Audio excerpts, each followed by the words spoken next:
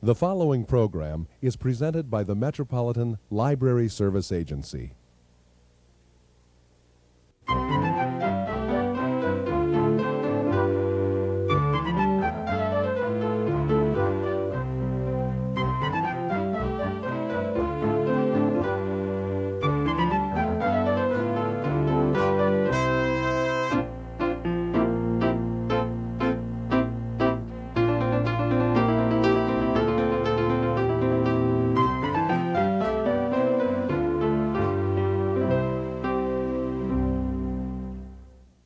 Hello, welcome to All About Kids, a program focusing on the interests of children and young people and the issues affecting them.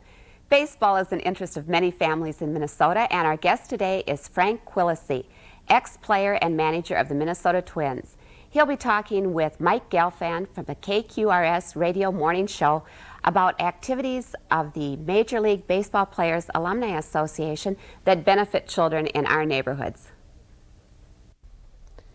So Frank, now let me get this straight.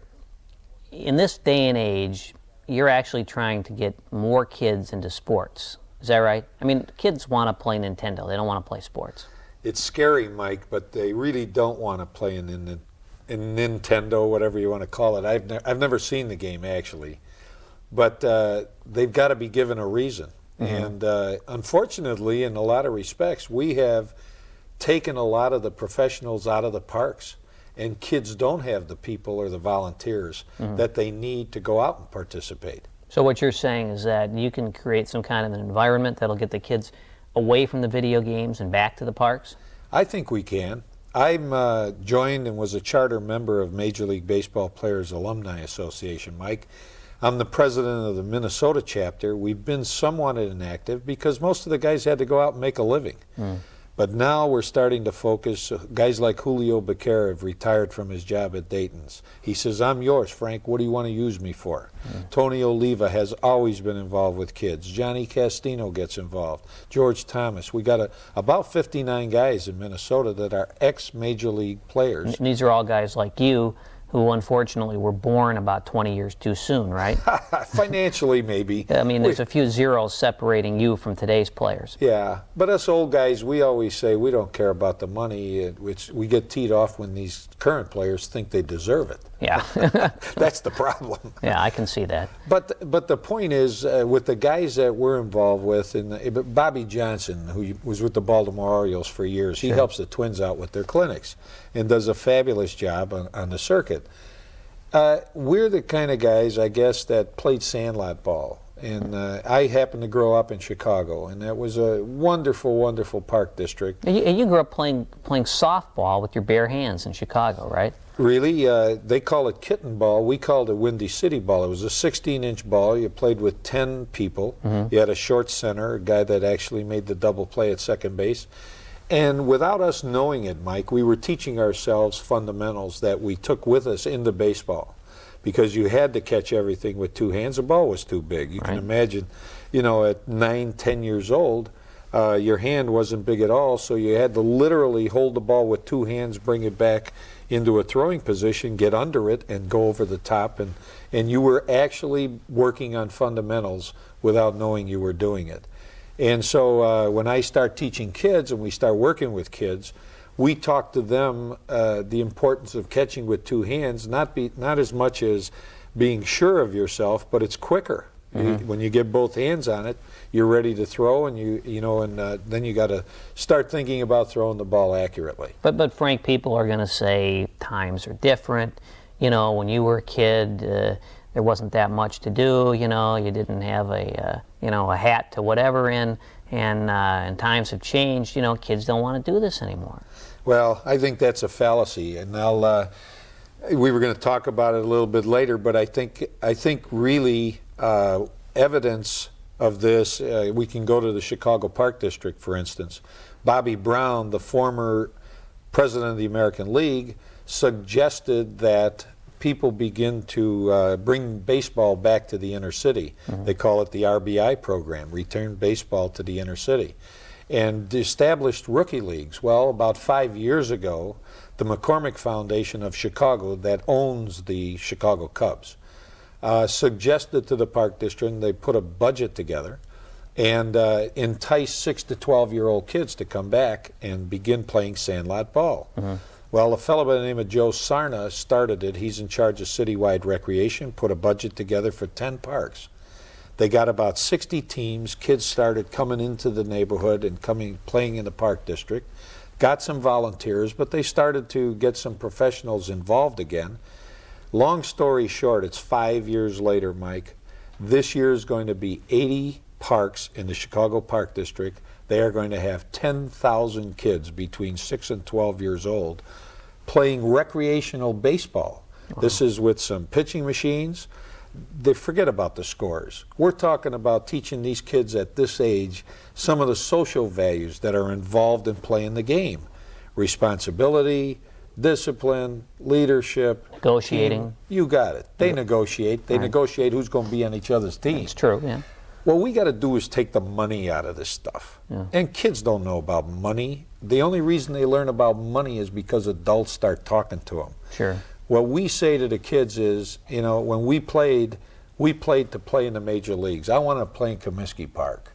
And I don't care about anything else. We played the city championships in Wrigley Field in Chicago. Today, unfortunately, a lot of kids want to become major leaguers to become a millionaire. Yeah. That's wrong.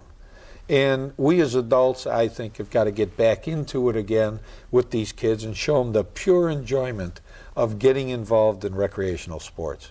You know, you read these stories all the time these days about how participation is down, and people theorize, oh, it's because major league players are bad role models, for example. The baseball strike has soured people's interest. You hear all that. I certainly don't believe it's true. I think what happens is that, for one thing, kids don't go out and start playing ball just by themselves every day. Parents are scared to even let the kids out of the house. I think that's a factor. I think there's very rarely, and in many cases, certainly the kids I coach, there's not two parents at home anymore, so you don't necessarily have the time, or in a lot of cases the father, to be there and teach the kid how to play ball. I think that's a factor. But when you put a program together, like a T-ball program for 6-year-olds, man, all of a sudden, the interest is there, and that's all the kids talk about. I mean, I think the interest is as strong as ever. I think the programs aren't there. What we've done is we've allowed the programs to erode, and that's political. Yeah. That's pulling the pros out of the parks that could go into the neighborhoods. I grew up in a boys club in Chicago. The boys club worked very, very closely with the park district to put teams in there of these kids that had smaller groups, and we call them social athletic clubs. Some people call them gangs. They weren't gangs. No, not in those days. Heck no. And you know what? The gangs of today, Mike, are an offspring of those social athletic clubs, because this is where the kids were getting all that leisure time taken up together. Only we did it for the right reason. We actually learned rules of order at the boys club. So we utilized the park. We had Gads Hill Social Center. We had the parish. All these things have eroded in the cities. Yeah. And so now they take away the program. The kid has nowhere to go that's safe. Right. And we need to get neighborhood parks and communities back together again. Both mayors, Minneapolis and St. Paul, Norm and Mayor Sales Belt, both of them have talked about community neighborhoods and the loyalties that went along with those neighborhoods. And it's something I think that probably is going to have to be done in large part through people like yourself, through private sources, because, you mentioned politically.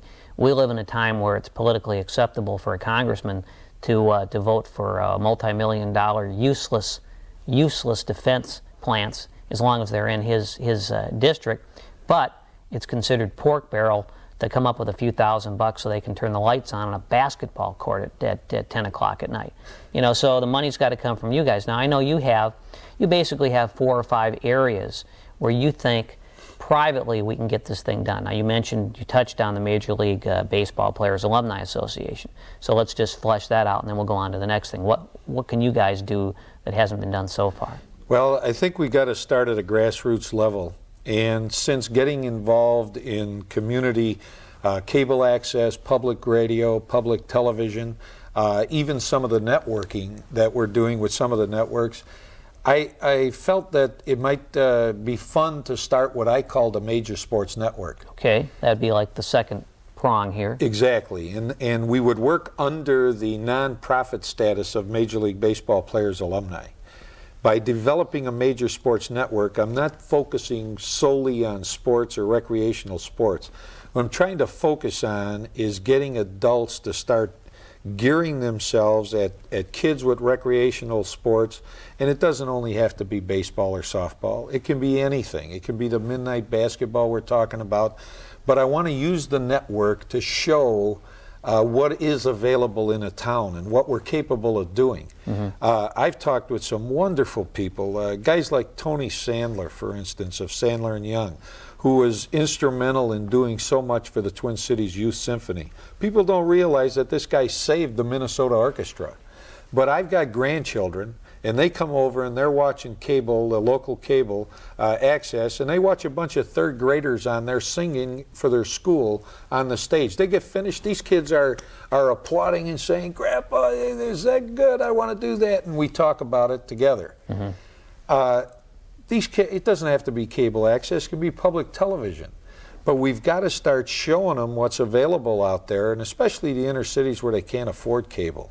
You know, where you've got public television that can show the availability of it. Education isn't so much as knowing everything there is to know, it's knowing where to go to find it. So what do you need to get this done? Well, I think there's going to be a number of things. We may even try some QVC type selling on public television to raise money for it. We'll go to the private foundations, business foundations, to apply for grants, to possibly get a mobile truck that we can go to the sites. I understand you personally are going to dress up in a Chippendales outfit to raise money on the public TV. If I did that, it'd probably set this whole program back about 20 years. Yeah, it's not what I've heard, but... I mean, well, you've heard it from my mother, who remembers what I was like when I was a kid. Yeah. Ma hasn't seen me in my shorts in about 25 years. But that's not going to happen, Mike. All right, Tom. But I will tell you this. You know, I've been involved in a golf tournament. Major League Alumni has 45 golf tournaments a year. I run the Minnesota one. We give our money to the Leukemia Research Fund at the U. We give it to the Bob Allison Ataxia Fund and to our national to keep the office running. But what I want to do is start this network so that we can be a catalyst. It's guys like you that take an interest in kids that want to learn the right way to teach these kids fundamentals and not win crap.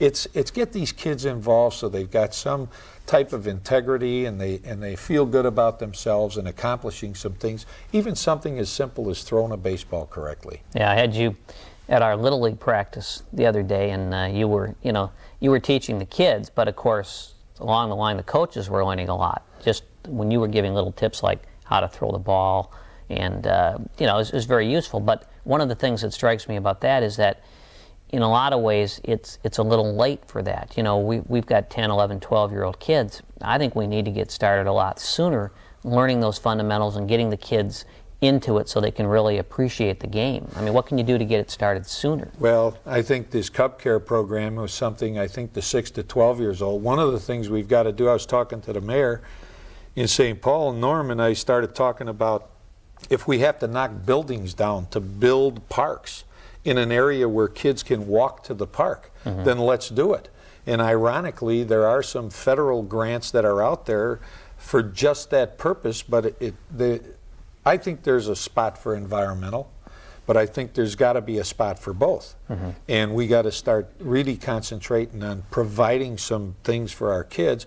Guys like you come out of the woodwork, and guys like you, if having been an ex-Major League ball player can help you learn a little bit so you've got some self-esteem yourself and some credibility and confidence. One of the reasons a lot of parents don't come out, and I'm talking women, moms, don't come out, is because they've never learned it from somebody and they don't have the confidence to teach it. You know darn well that if you feel good about something, you're going to concentrate on that with that kid, and you're going to teach them everything you know about it. You go to the next step and you don't know anything about it, you'll kind of put that one on a back burner. So I think that's where we come in. We can give some of that knowledge. We can make people feel confident to get involved, and both moms and dads. It's wonderful now to see girls getting an opportunity to play softball, basketball. My sister was a better ball player than I was because of the Park District. She got a chance to play back in 1952. She's playing softball, volleyball, basketball. She got a boyfriend. She started to forget about it. But the problem I see in today's in some structured amateur associations and things like that, they're teaching girls to win, win, win, win at all costs. It's not what it's about. I always told my daughters, I said, you play sports because sports will make you a better human being. They don't believe me when I say, you learn how to play ball and do that thing. You learn some of the split decision making that you need to learn how to drive a car, to learn how to be a good mom. A lot of this, though, comes back to you also have to, I think, reach the parents, because I used to coach t-ball when my kids were that age. Now, in t-ball, I saw this quite commonly. The coach's kid would always play pitcher, right? Because he was the stud on the field. Now, of course, the kid at first base couldn't catch the ball. So what happened was the kid would get up to bat and hit the little rubber ball to the pitcher, right? Now the pitcher would take it and he would run over to first and step on first. Because if he threw it, the kid at first wouldn't catch it. Now, what happened then was they'd get the kid out, but they wouldn't learn anything. Right. I mean, and that starts, if 5 and 6 year olds are doing that, I mean, what kind of message is that? What are we teaching them? And what kind of hope is there for kids who are learning that? What a lesson they learn at that age. First of all, the kid at first learns that he's useless, that if he can't catch the ball, he should just get out of the way. What's he learning? To avoid the pitcher as he runs over. You said it. No, we've got, our product is the parents. Yeah. And if there isn't a parent, it's a concerned adult. Or even one of the things that I've got in my mind that I think we can do, Mike, and I think there's monies available for it. We've got a minority situation in some of the cities. We've got Afro-Americans, we've got Native Americans, we've got Asians, we've got, cross cultures that are there. I want to show kids that they can get out of an economically depressed situation, and even without having both parents there, that sports could be a possibility for them to go to college. So what I'd like to see happen is I'd like to see us scholarshiping some of those minority kids that have made it to college, 2nd, 3rd, 4th year undergraduate, even some graduate students. Take them and let them become the role models and the people that can help people like yourself that volunteer. Go back into the neighborhoods and say, hey kids, I'm at this level already, and it's sports that got me there. When you get out of college, you're ready to raise a family if you're going to get married. You want to go to work, you got to build your family. I'm amazed at the amount of time that guys like you give after work. When you're growing up and trying to develop your family and spend time with your own kids, it's unbelievably hard. But I think the gender gap will be there a lot. It'll be a lot better and smoother possibly before these kids go out to try to make a living for themselves, to go back in and say, hey, you can achieve this. And all you got to do is get yourself educated. You got to work at it. It's not going to be easy, but I can help you. And put them back into the Park District system. So we talked a little bit about what you saw in Chicago and the Cub Care program there.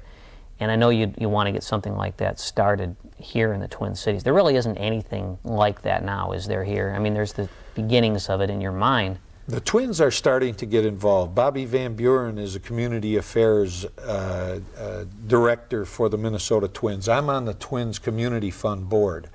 And what we're talking about is maybe picking 5 sites in St. Paul, 5 sites in Minneapolis, and get that funded and put some people in there and allow the Twins, along with Major League Alumni, along with the Park District, since we've got something that's working, why fix it if it's not broke? I'll tell you another group that is doing a phenomenal job on the education side of parents, Mike, is Success by 6.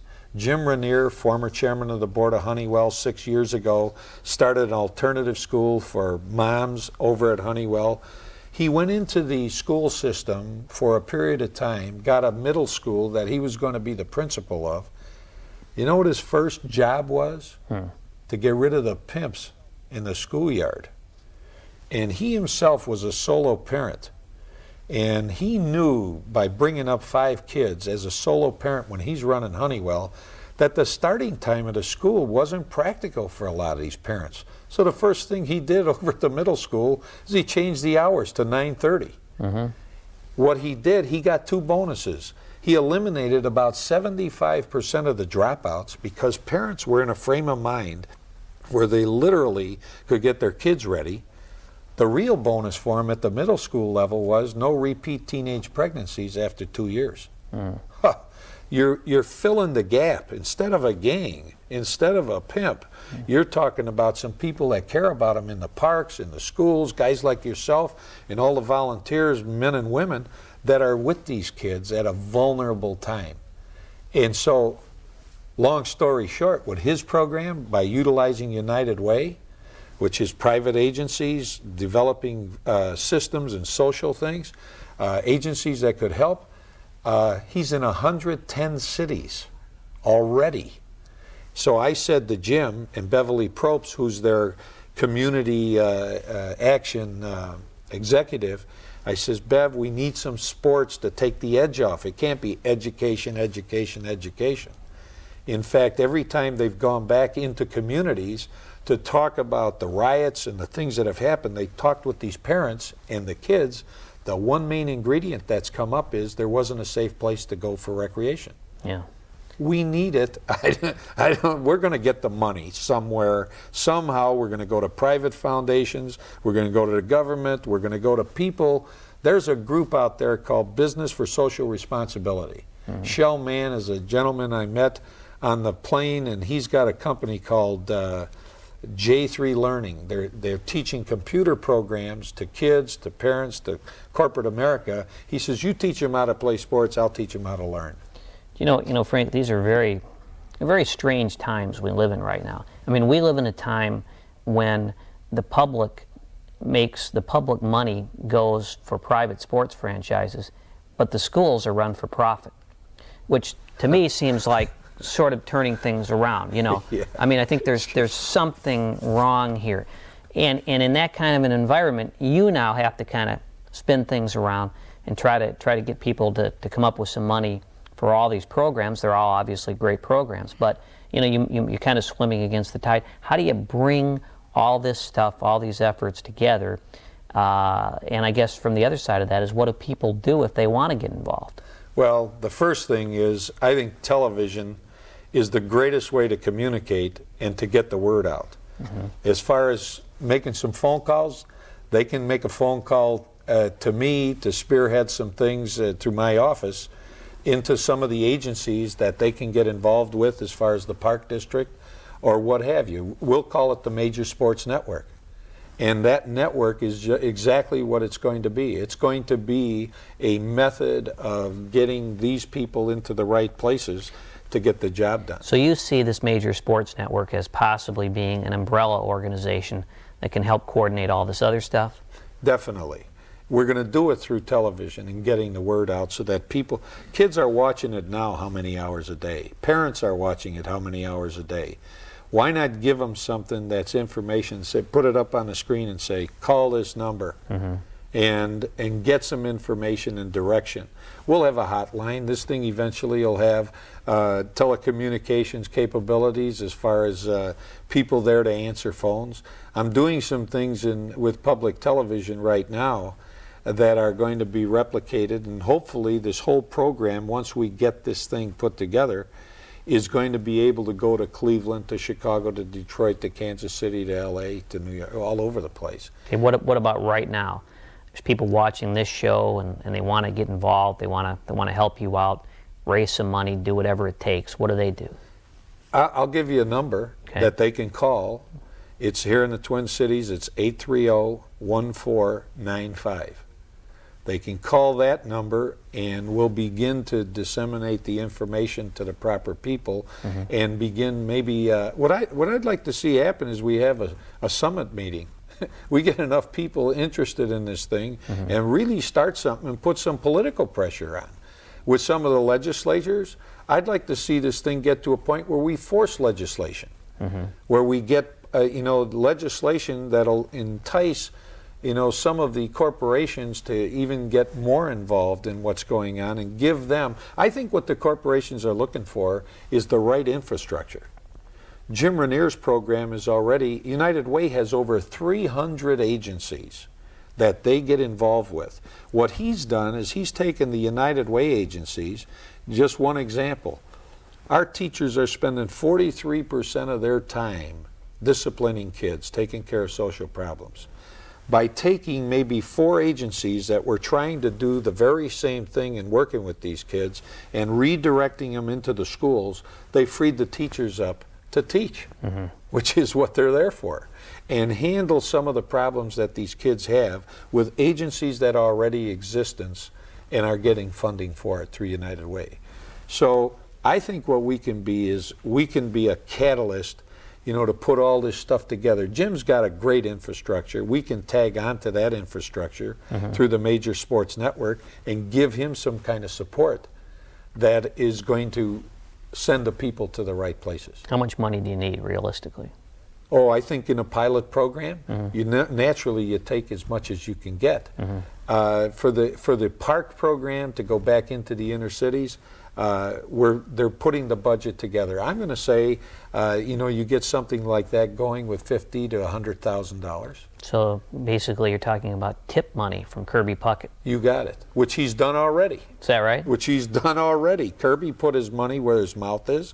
He's not only put money into the Puckett League in Minneapolis, what he did is he included in his contract for the league that he was supporting, along with Dave Winfield in St. Paul, that his sporting goods firm that he endorses provide all the equipment for him. Kirby's doing it right. This kid, whoever his advisors are, he's fabulous. He put together $250,000 at the university so kids can go to school. I mean, if the modern day athlete, and I'm not saying they're not, because I just read where a number of guys in the NBA have provided programs and guys like that, but if they've got tax problems, they ought to be looking at these kind of programs. We'll get some money from those guys because they grew up that way. They understand what sports can do for them. We're just in the embryo stages of this thing. The major sports network is going to take more. That's probably $1 million project, Mike, in order to get off the ground. But once we get this kind of stuff in the can, we can take things like we're on right now and send them some good programming that they can do in their locale. And make us mobile and work together. Well, I know if anyone can do it, you can, because you definitely have more energy than all my little leaguers put together. So once again, you said if people want to help, what was it, 830-1495? Correct, 830-1495. Okay, we invite people to call and do anything they can with time or money, because it's one hell of a cause. And we'll talk about this again soon. Terrific, I'll look forward to it. Thanks.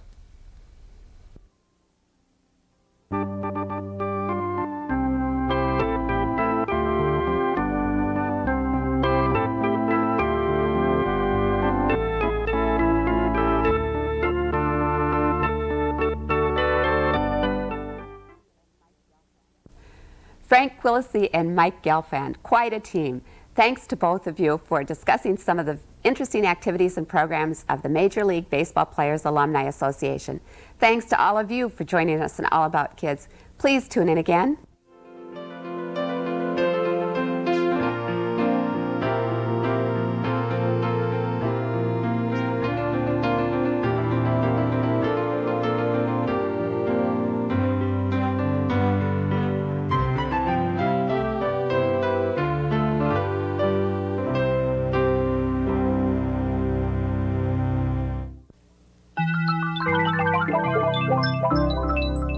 This has been a presentation of Hennepin County Library in conjunction with the Twin Cities Metropolitan Library Service Agency.